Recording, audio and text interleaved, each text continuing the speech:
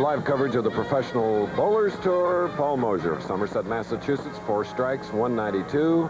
Ousting Tom Lasko, who shot a 171. $4,500 for Lasko. And now, 2 left-handed professionals. Moser going against Earl Anthony. Chris, and there's a little strategy in this match. Anthony, the higher finisher in the 42 games, likes the left-hand lane, the lane that Moser's starting on.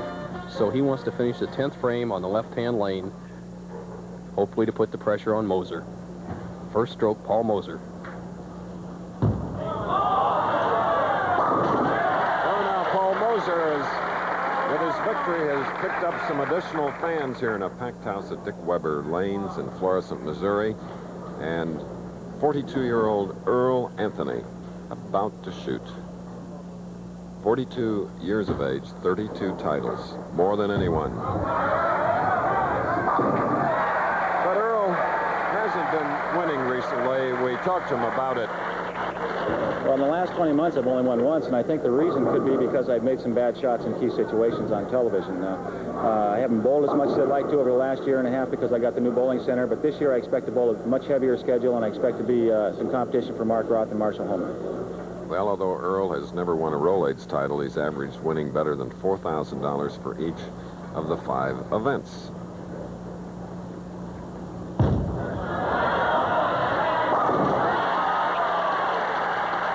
There he is with a big double.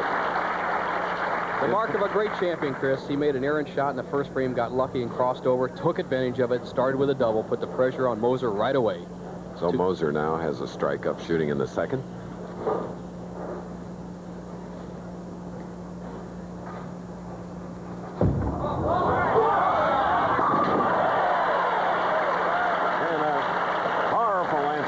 Strike here. 2 frames, 4 strikes. This is the second game. Now the winner to meet Mark Roth, the winner of that semifinal match to meet Tom Baker. Exciting action here in Florissant, Missouri. 5 feet 4, 150 pounds, comparing to Anthony's 6'1" frame and 185 pounds.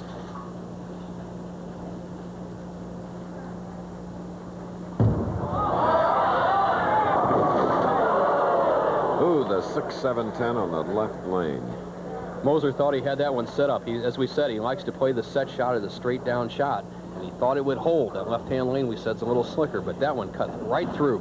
And for the professionals, the odds are 14-1 that they can convert the 6-7-10.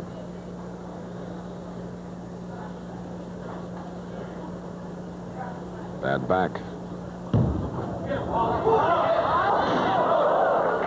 Anthony, I don't think he was trying to psych anyone. He just wanted to loosen up his back. So apparently a little twinge there and maybe trying to work it out. Chris, as we know, Earl used to have knee trouble and had cartilage with his knee, but he has it periodically drained, and he hasn't had any problem at all with that. But I think he slipped a little bit on the approach during his first shot, that crossover in the first frame, and might have pulled a muscle back there. But he's got a 15-pin lead and double working, so for the big money, he might forget about it on him. Yeah, he's pretty good at shutting out marginal thoughts.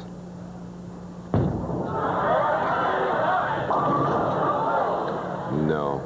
Chris, you saw him twinge and look in his face when he let that ball go. Now here's the profile of Chris of Earl. We've seen it many times, but watch the expression on his face as he comes through the ball. Look at his normal backswing, and there he's in good position. No pain there, but watch as he comes through. Look at that face. It tightens the muscles up right away. You could see a twinge right there, and he went right by the head pin. Carry me out of here, Frank. We might have the alternate go in. Frank Ellenberg is not the alternate anymore. The loser of the first match would be Tom Lasko, could go back in. That may help, having covered 1, 3, and 9. So it's a spare in the third frame for a great, great champion. Born in the state of Washington. Maybe he'll say something. He's mic'd.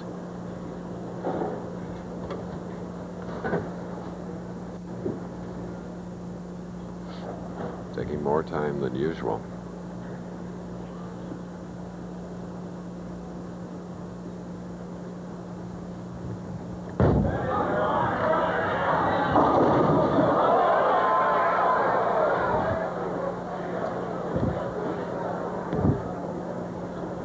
That's Earl, mostly silent.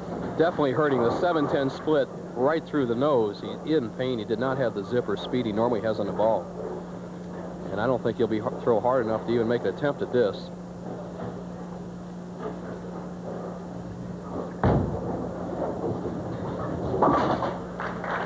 And for Anthony, 74 through the fourth, and he is trailing by 1. We'll be back after this. Paul Moser, leading by 1, is up and ready to shoot. Seated and hopefully resting his back is Earl Anthony, who, after being questioned by Harry Golden and Frank Esposito, said he was okay. No need for an alternate yet. After an open frame, Moser in the 4th frame. And all but the 3-pin. Moser in the pocket the first 2 frames, then high in the 3rd, light in the 4th. This definitely doesn't have his rhythm and consistency. And you can see it a lot of times in a pro bowler when they lay one ball short or roll it early at the foul line and loft the next one out. That shows that their timing's a little off.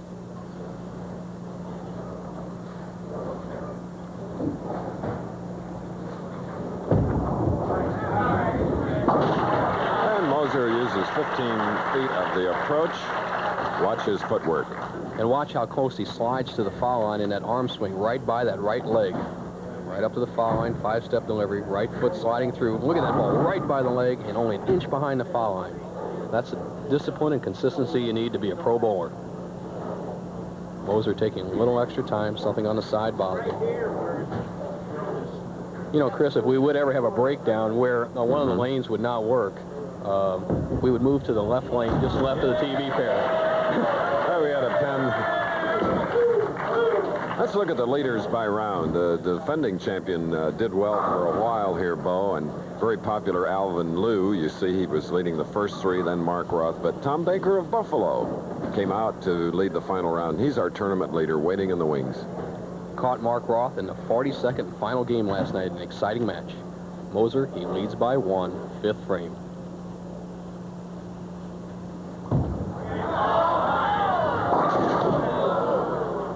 Coming up high, and he left the 2-7 on the left lane. When you see your ball breaking through sharply like that and you hope it sets up, and here you see the 2-7 ball cutting through. It's a baby split for the left-handers. It's usually the reason that you have that high hit like that is that you're laying the ball down at the foul line. It's great if the lanes are real slick and you want to get the ball to finish to lay it at the foul line. But once you've found your groove, you want to get a little loft and lift it out over the lanes about 12 inches, right over the foul line. For the professionals, 2-1, they make it.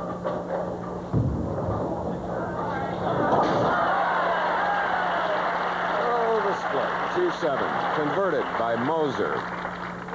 And now Anthony twisting at the waist as sustaining an injury in lower back.